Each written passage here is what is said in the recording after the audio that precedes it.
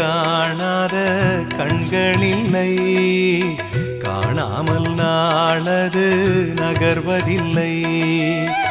கண்ணன் என்றாலும் கள்வன் என்றாலும் கருணை புரிவான் ஸ்ரீ கிருஷ்ண பகவான்.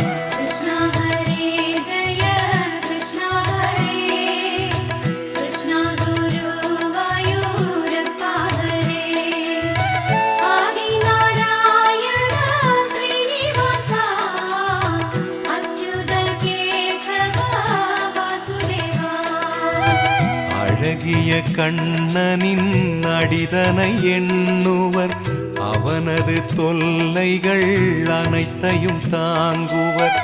வெண்ணையை திருடிய கண்ணனின் லீலையை கண்டு ரசிப்பதே